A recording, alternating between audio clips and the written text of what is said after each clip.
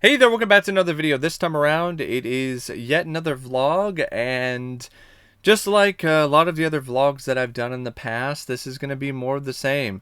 I got some more items that were sent to me by a good friend of mine, hence the term unboxing in the title. I also have some more titles that I picked up on my own with my own hard-earned cash that I want to show you.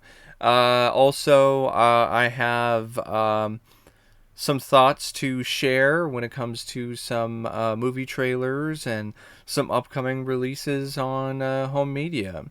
So, without further ado, I will share my thoughts on some questions and do a little bit of an overview of a letter that a good friend sent me as well. But I'll save that for the end of the video. Um, And one more thing before I really start to get going. I'll provide you a little bit of a channel update. So here's what I have planned in the near future. After this video, I have another installment of the watch list coming up. I did a post on my community tab asking you, at least asking whoever looks at the community tab whether or not that's something they might be interested in terms of a return to that series. So that's coming up. My thoughts on 3 random horror movies. So if that's something that sounds interesting to you, be on the lookout for that.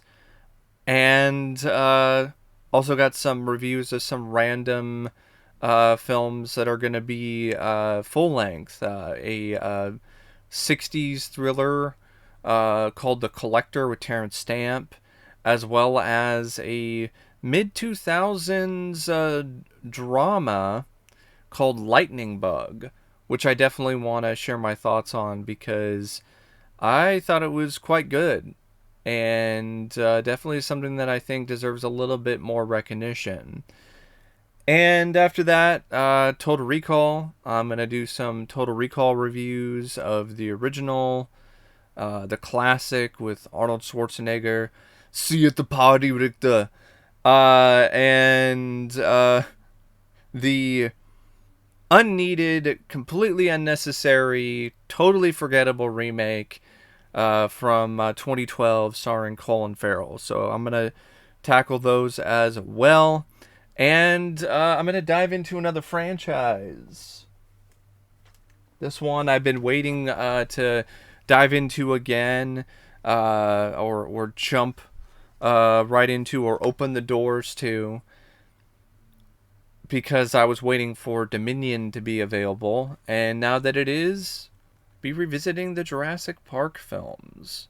I actually watched all of them again, except for Dominion, which I still haven't seen yet.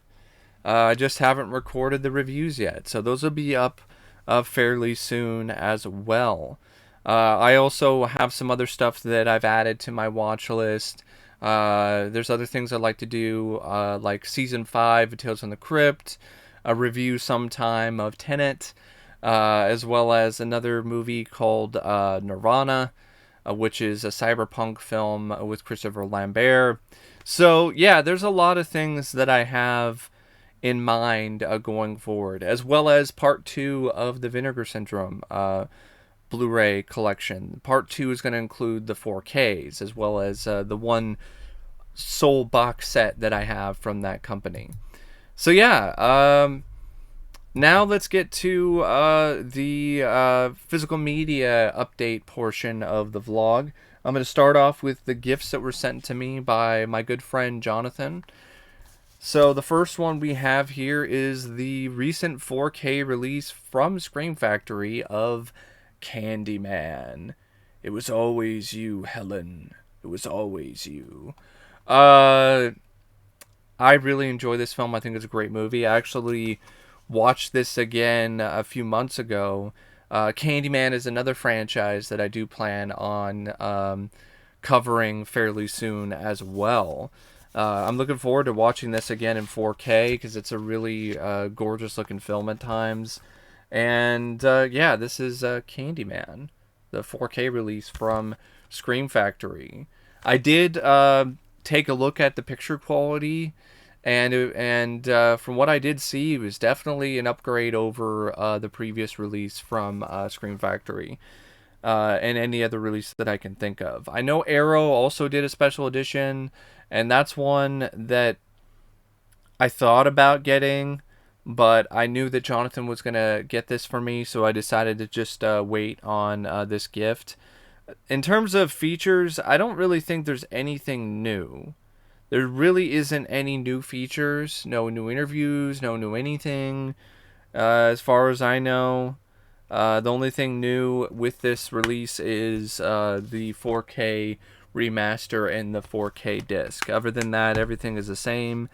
I think it's kind of lame though that there isn't a reversible bit of cover art for this. Normally they do that, but they kind of cheaped out there. Also, the cover art is okay, but I mean it's just kind of bland and lazy looking.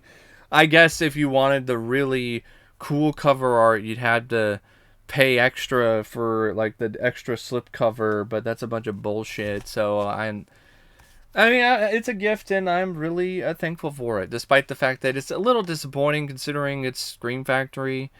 But Scream Factory's also kind of been slipping a little bit recently, so it's kind of not surprising. But at the same time, it's still a high quality set. It winds up providing both versions of the film. You also have the Blu-rays that were a part of the other a previous Blu-ray set that have all the features and everything. Plus, Candyman does have, like I said, it has a new 4K master, and it also has a Dolby Atmos audio track. So that's Candyman in 4K. He also sent me this animated film called Spine of the Night. This is one that I heard about. And speaking of like reversible cover art, this movie had reversible cover art, which is kind of nuts. Like this RLJE Films release has reversible cover art, but not Scream Factory's 4K Candyman. But Spine of the Night, yeah, I heard about it, saw the trailer, looked like it could be interesting. Now I can give it a watch sometime. Speaking of animation, he also sent me this film called Belle, which I believe is an anime. Definitely looks like it'll have some nice visuals. I don't know why that snapped there. Sorry about that. Didn't mean to freak anyone out. Actually, everything's fine. Nothing really. It just snapped for some reason, but nothing broke. It just made. I don't know why. But yeah, Belle. Got that. Have that for the anime collection. A film called Waltz with Bashir. Now, I think. I don't know if I watched this all the way through, but I do think that this might have been a film that was shown during a film class that I took in college. If not that, it was a film that I do remember seeing the trailer for, and it definitely looked intriguing. So that's a good addition to the collection. And here we have some more animation. Fern Gully. Now, I remember actually liking this, but the last time I saw it was when I was a kid. So I don't know how well it holds up now. But definitely glad to have this on Blu-ray because I only had it on DVD. So, yeah, Fern Gully. The Last Rainforest. So those are the gifts from Jonathan. So once again, a big thanks goes to him for sending me these gifts. And now we get to the titles that I got myself. I'm going to start with some Scorpion, Code Red, Dark Force releases, and Kino Lorber, because I got quite a significant order from Kino during their recent sale, which I think is still going on, by the way. So first we have the Dead Pit, or just Dead Pit. Brett Leonard film. I only had this on DVD, and it was pretty cheap to get the Blu-ray through the sale on Kino Lorber. This has a new 2K scan, has all the same features that were on the previous release. Doesn't have the limited glow-in-the-dark cover, but I don't give a shit about that anyway. That's a Dead Pit. Here we have a Charles Bronson film, Breakout, with Charles Bronson, Robert Duvall, Jill Ireland. And like most Kino releases, it just has the same cover art under the slipcover. It's not really anything new, although sometimes you can show different artwork. Here we have Treasure of the Four Crowns in Supervision 3D. Now, I tested out this release. This is a really cool, fun release from Kino Lorber, because even if you don't have a digital 3D setup, it comes with anaglyph 3D glasses, the red and cyan, and it actually has an anaglyph version of the film that works. It works really well. I was really amazed by how well the 3D worked on my non-3D TV with the anaglyph 3D setup. So, yeah, that's Treasure of the Four Crowns in 3D. Here we have a film called Tino Terra, Tiger Shark. One of those films that was made to cash in on the success of Jaws back in the day. Wow, I didn't know Basil Polidoris did the score for this. Yeah, Tiger Shark, which is directed by Rene Cardona Jr., the guy who directed that film Survive, as well as a bunch of other stuff. So you got Tino Terra. Speaking of creature features that were made to capitalize on the success of Jaws, Tentacles. Now this is one I remember seeing years ago, and I remember not minding it. Had a cool octopus monster, some good effects for the time. Had a really unique and fun climax involving orcas who banded together to take out the giant octopus. So yeah, Tentacles. Here we have another Code Red release, Screams of a Winter Night. This is a horror anthology. This includes the original home video version and the supposedly lost until now longer version of the film. Now I've heard this isn't that great, but I'm a sucker for anthologies since I'm a huge fan of Creepshow and other horror anthologies, and the price was pretty good. So I decided to give it a shot. If it sucks, it'll be a good rant. So it's a win-win either way, at least for you guys. I also got Without Warning. Now I did have the out-of-print release from Scream Factory, but this has a new transfer. So I decided to grab this. And speaking of Scream Factory releases, I got New Year's Evil, or as it sounds in the film, New Year's Evil. Because the fucking killer sounds like he swallowed a kazoo. Yeah, that film is fucking... This film is terrible. This is a really bad movie. But the price wasn't too crazy. Got it for the 80s horror film collection, and the other reason why I got it is it has like a making of documentary on it, and this is just it ports over all the features from the out of print Scream Factory release. So does Without Warning. The difference is these releases from Kino have new transfers, so not the best film, but I'm curious about that feature-length documentary. Next up, we have some 4Ks.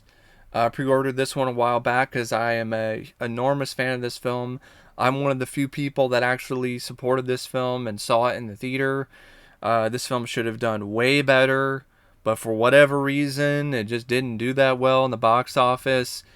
Edge of Tomorrow, which I absolutely loved. It was one of my favorite films of that year. Definitely one of my favorite Tom Cruise films. Really glad to get this in 4K. So Edge of Tomorrow 4K. This 4K I finally pulled the trigger on because it was really cheap during a recent Amazon sale, and that is the 4K of Batman Forever. Yeah, the film is a movie that I have very mixed thoughts on. And at best, I would say it's average, but it's got some really nice visuals, and I do have some fun with it. When it comes to the Batman films, at least the first four ones, the only 4K that I really wanted to add to my collection is this one because the Blu-ray was an older transfer. And from what I've heard from a lot of people, the transfer here on this 4K disc is really good. It also has a good sound mix. So, yeah, because it has a Dolby Atmos mix as well. So, yeah, Batman Forever, yeah, not the best Batman movie. And it does have its fair share of issues. But visually, it's always been a pretty eye-catching film. So I'm looking forward to watching it in 4K sometime. Speaking of 4K, got another one. This is a Kino release, Misery. I have this Scream Factory Blu-ray. I heard this 4K is actually quite spectacular. It's one of Kino's best. And I popped it in, and yeah, it looks really good. I don't know if all the features here are just ported over from the Scream Factory release, but my guess is they are. No, this didn't come with a slipcover, but it's fine. I care more about the disc than the slipcover. Here's another Kino 4K. Eastern Promises with Viggo Mortensen, Naomi Watts, Vincent Cassel. Directed by David Cronenberg. I actually have never seen this film, so I decided to blind buy it for pretty cheap from the recent sale. Here's another one I got. Silence of the Lambs 4K. I have heard that this release is a mess. It doesn't have the right sound mix. It's like down mixed or something. The first 20 minutes are desaturated, or they don't have the right color. It's massively inferior to the Criterion release, which I do have. And I compared the two, and the Criterion release does look more consistent. But the sound didn't really sound a whole lot different for me. But then again, I didn't watch both versions or both releases all the way through. I did notice some desaturation in the first 20 minutes on this disc, but nothing to the point where it was completely unwatchable like some people made it out to be. It does have a bump when it comes to the detail. Definitely has a bump when it comes to the detail of the picture, and once you get past the desaturated first 20 minutes.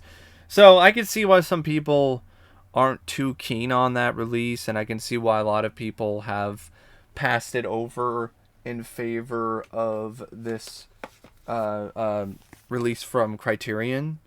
But I decided to get it because I'm a big fan of the film, and I've been collecting a lot of 4K discs, and it's one of those things. It is unfortunate though that Kino really doesn't seem to think there's anything wrong with it, so they haven't even bothered to do a replacement, which I think is kind of ridiculous since there's just so many different people who have all said the same thing. But it is what it is. And to round out these titles that I picked up recently, have some more Kino and Code Red Scorpion releases. So we have The Pursuit of D.B. Cooper with Robert Duvall and Treat Williams. A film called Starflight 1, a disaster movie from the early 80s about a space shuttle. It's the serious version of Airplane 2, kind of. An Australian sci-fi epic, The Time Guardian. Here we have a horror film, The Devil's Times 5. And then rounded up, we got The Great Alligator. Another creature feature. Now, I did also order some titles through Severin during their recent sale. They did ship. They're on their way. I'll probably show them in a future video. I also did order some other titles through the Amazon sale recently, but those are on their way. Also, I have one more title I just remembered that I want to show here. I almost forgot it, actually.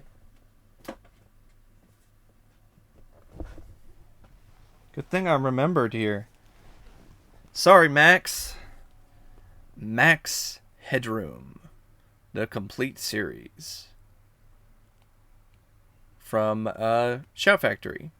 Now, this is a used release. I got it from eBay because for some reason the newer release that they came out with that is more readily available, it doesn't have the bonus disc, which has a ton of features on it. So I got this for a pretty good price on eBay. And this is, the Max Headroom TV series. Always been curious about Max Headroom, the show. So I decided to finally bite the bullet and pick it up.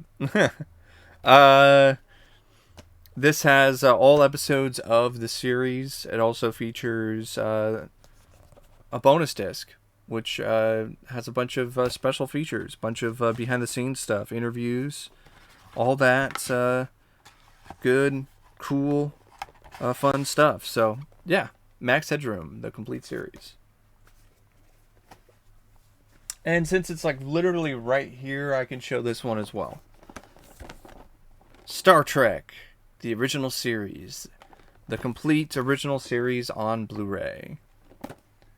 Did not even have the original series in any format, so I got a good deal on it. I only paid $20 for that at the end of the day because I returned the garbage RoboCop the series release by Liberation Hall.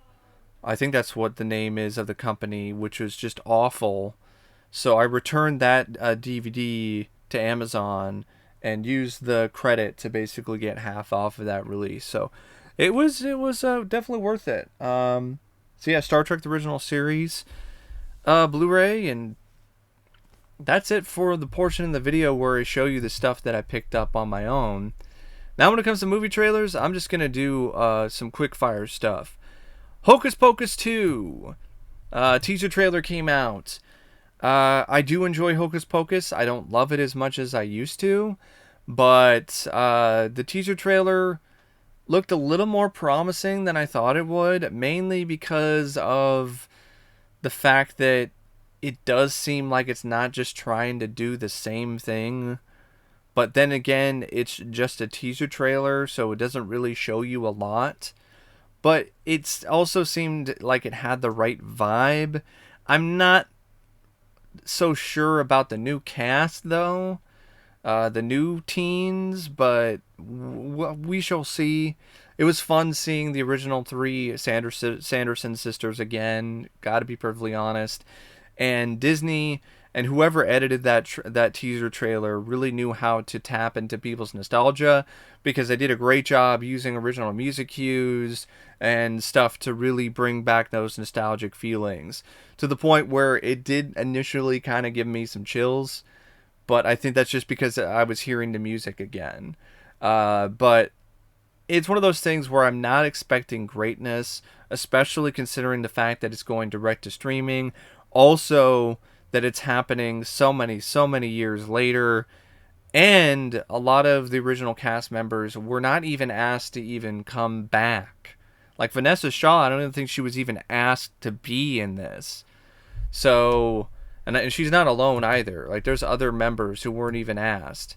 So I think that's definitely a red flag, but I'll still watch it. I'll still give it a fair shot. I mean, I'd rather watch Hocus Pocus 2 than a lot of the upcoming sequels that I could think of, like Clerks 3.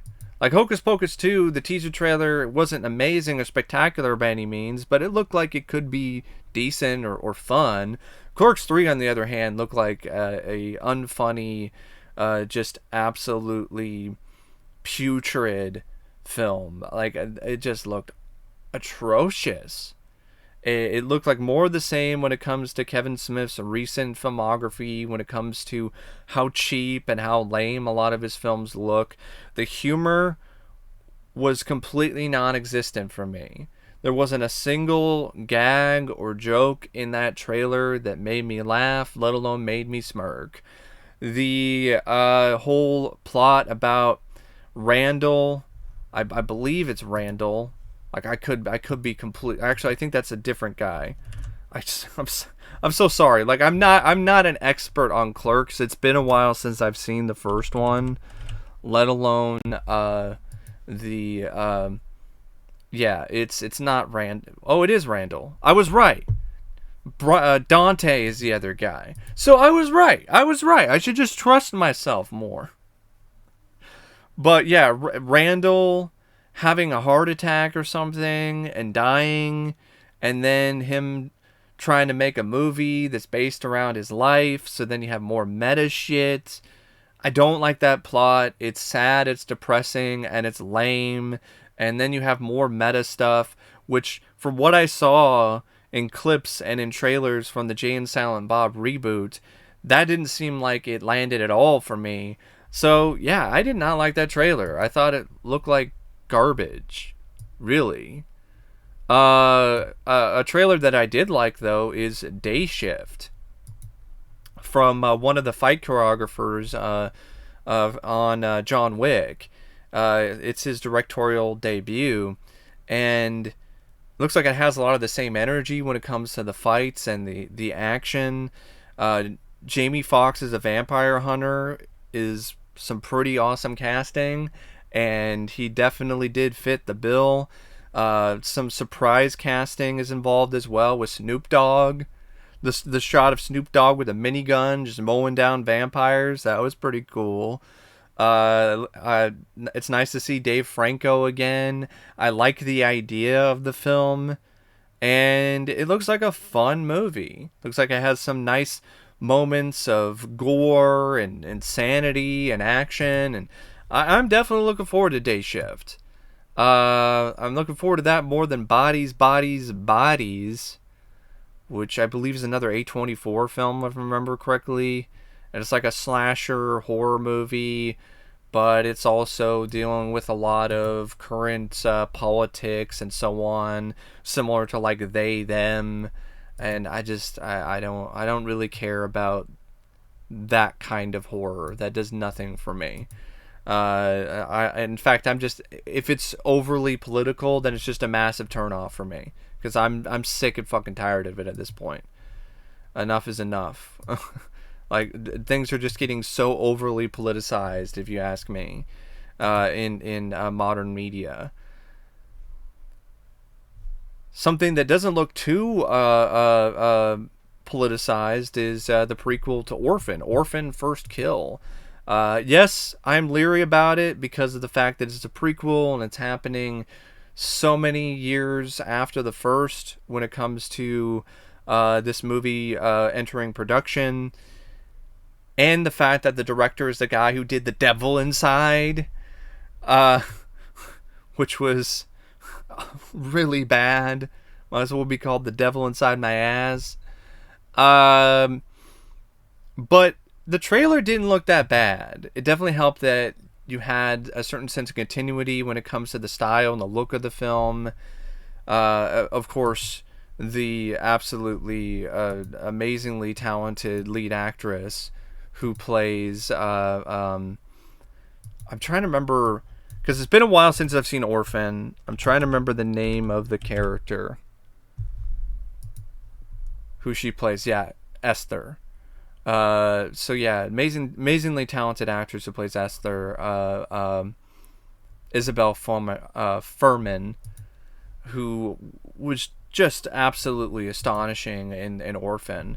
And it looks like she's continuing where she left off, believably playing someone who's supposed to be a little girl, but in reality, You know, if you've seen Orphan, you know what I'm talking about. In reality, there's something more sinister going on. She's definitely hiding something, and I like the fact that they didn't use CGI. They didn't use any of that. They used makeup. They used other tricks, just like they did in the first film. So I like that. Is it a story that necessarily needs to be told? No. But I will still definitely give it a watch because I really loved Orphan, and Isabel is just incredible in that role. And yeah, it's one of those films where it's definitely shot up there when it comes to one of the more anticipated films that I have for this year. The trailer for the new Beavis and Butthead TV series that's going to be debuting on Paramount Plus in August. That looked like a blast. It looked hilarious. It looked like the show is going to be as irreverent as ever. And I really love the fact that the rumor that I was hearing before this show dropped its first trailer isn't true. Because the rumor I was hearing was an incredibly stupid plot that had Beavis and Butthead being old and they had kids, and then it was kind of insinuated that maybe the kids would then be kind of the focus of the new show. And I am so glad that is not the case at all. And it's just the same dumbasses being dumb and being fun to watch, despite how dumb and stupid they are. Because there is a certain endearing quality to Beavis and Butthead. And it was a lot of fun to see them again. And I'm looking forward to watching Beavis and Butthead do the universe one of these days. Just like I'm looking forward to watching that series. So, yeah, it looked like Mike Judge hasn't really missed a beat. And I also enjoyed the other revival that Mike Judge did for MTV prior to this new series. So, yeah, definitely looking forward to that. And in terms of upcoming 4K releases, Fright Night is getting a 4K release from Sony. Not much at all in terms of new features. I think a lot of it's just ported over from the other releases done by Sony or Eureka or other companies. And that's to be expected. I still would really like to get my hands on that release, though, for the new transfer and the new sound mix, because Fright Night is a fantastic film and one of my favorites. Another really good vampire movie is also getting a 4K release later this year, The Lost Boys. Warner Brothers is releasing that. I'm wondering if they have new features. Probably not. It would be nice, but at least they'll port over the legacy stuff, which is still really good. I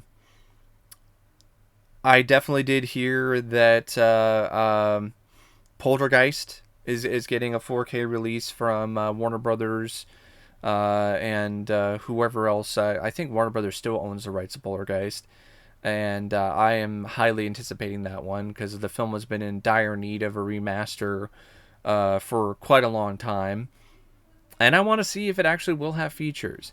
It probably won't, because Steven Spielberg probably won't let them do anything, but it would be nice. Maybe after all these years, maybe Spielberg would relent and give the fans what they've been asking for when it comes to Poltergeist. But I'm not holding my breath.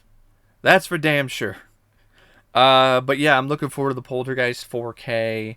I know there's a few other releases that have been mentioned, like Child's Play 2 and 3 from Scream Factory in 4K, as well as the first Child's Play.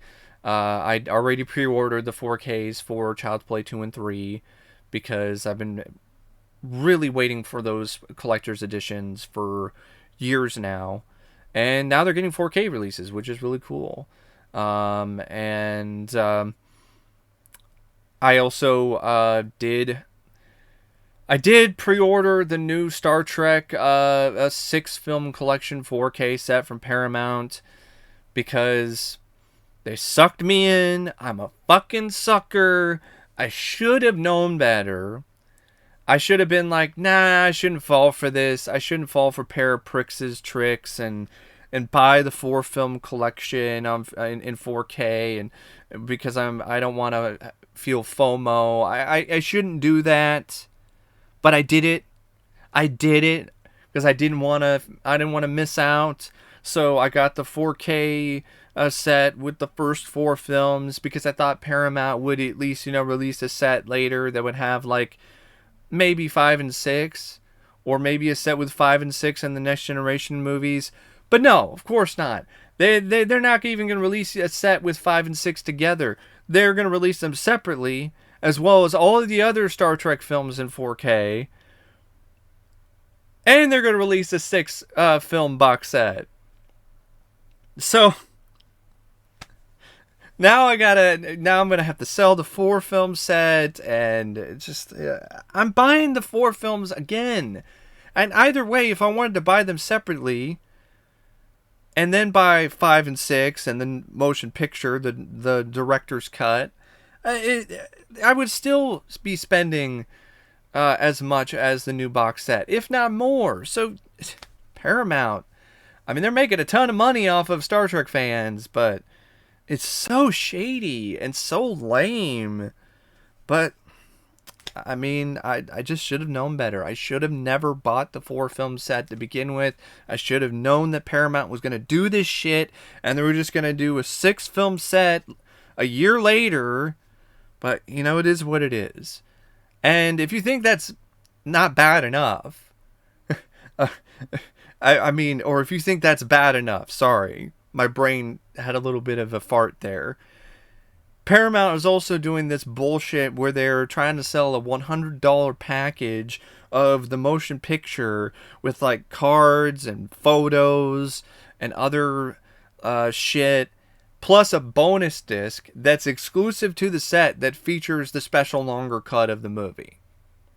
So for the fans of the film that like the special longer cut, like my friend Matt, well, you're shit out of luck. If you want the special longer cut in 4K and remastered and with the best picture quality and sound, you got to fork over $100. And I told him about it, and even he's like, "No, fuck that. I'm not doing that." Which is a wise move. But it's one of those things that's like, that's just fucking shitty. That should be included with the director's cut standalone release, or at least on the 6 film set. And I still don't know if the special feature roundtable discussion about the films, I don't know if that's included on the new box set yet. That was on the old box set that was released ages ago on Blu-ray. So I know it's a bit of a rant there, but this is fucking Paramount for you. And I'm not going to fall for their shit again. I'm not going to be like, if they do some bullshit where they're like the first 2 Star Trek Next Generation movies in a 2-pack, I'm not buying the 2-pack. I'm going to wait until they release the rest of the TNG films all in one set. I'm not falling for that shit again. So, that's my thoughts on some upcoming releases. Now we get to the portion of the video where I look through a letter that Jonathan sent me. And if this is something that doesn't interest you, feel free to skip ahead. Thanks for watching. And I'll catch you next time.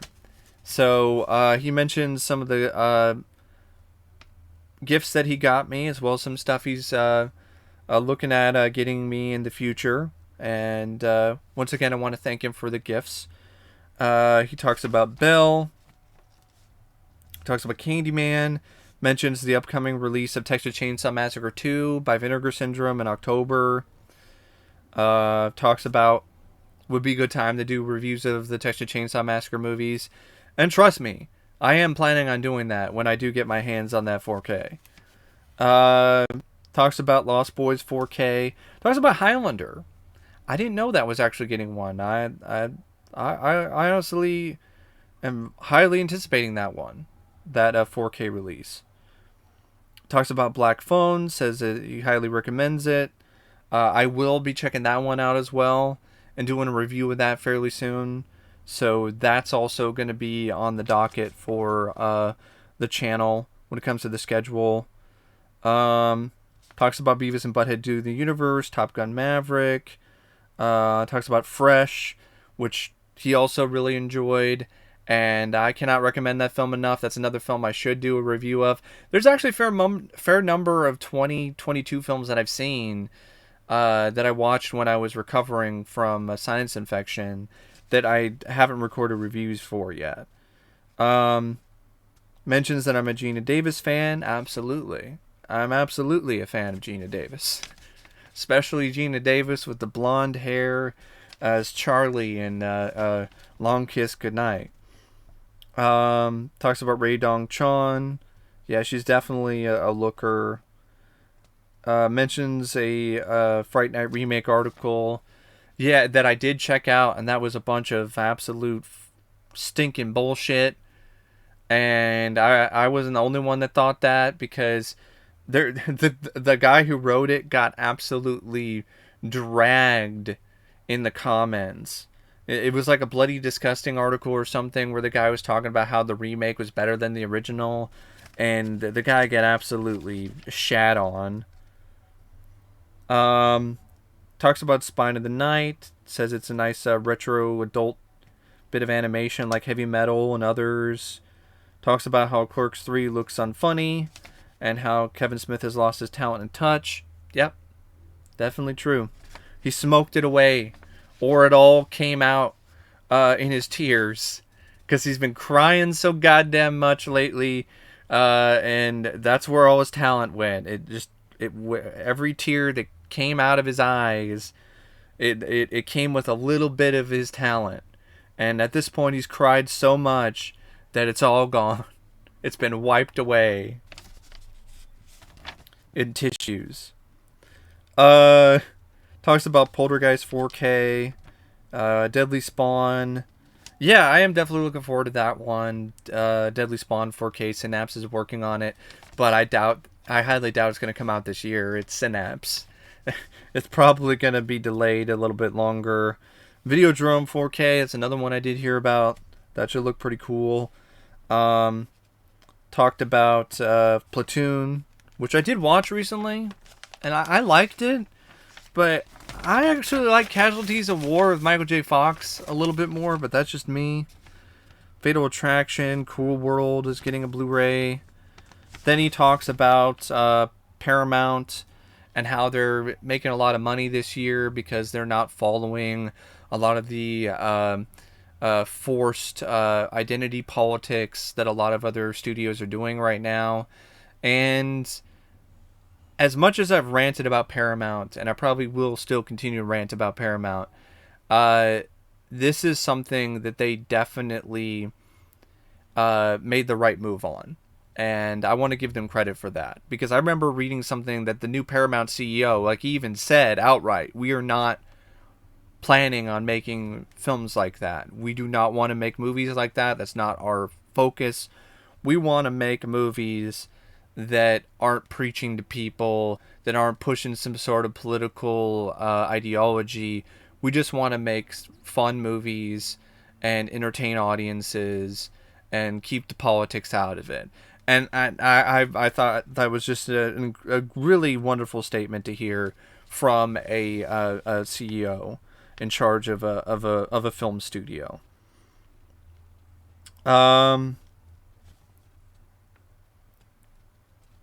Then he talks about some other stuff, you know, how Lightyear bombed because people are getting tired of this sort of stuff. And he mentions that, you know, you can be straight and you can still enjoy stuff that also appeals to the LGBTQ community. Like, for instance, Rocket Man, which I adore. I love that movie. It's one of my favorite films, to be perfectly honest. It was my favorite film of that year when it came out. Then he talks about some star ratings for these following films. Jonathan, I will send you another email later with my star ratings for those. Talks about other reviews that he's looking forward to or would like to see me do, and I got plans to do a lot of those, including the fantasy marathon you want me to do. I'll definitely get around to that sometime in the near future. Talks about Pulp Fiction and how he really enjoys it. It's one of his favorites. Talks about how he'd like to see it in 4K. Definitely agree. It really is in dire need of one. I'm still shocked it hasn't gotten a 4K release. Um, Talks about some other stuff about how, uh, Vince wasn't that smart, should have put the safety on when it comes to his gun. That's right. The whole needle in the heart thing, yeah, it's bullshit. It's Hollywood stuff, but it made for a more dynamic scene, so it did really bother me that much. Um, Talks about 12 Monkeys. Says that he liked that one as well. Talks about how No Holds Barred is shit. Definitely is. Says that talks about how Prey looks like more woke nonsense. I agree with that. That it's all been downhill since AVP. 100% agree. And then he asks, would I say Twisted Pair is on par with Creepshow 3 and a lot of these other bad films that have hurt me badly, according to his words? It's definitely right up there. I would say, uh, it's even worse than Creepshow 3. Not quite as bad as the August Underground movies. The Visit actually is better. Ballbusters I hate. Robocock I don't like in my face. But both of those are technically still better than Twisted Bear. Alien Dead.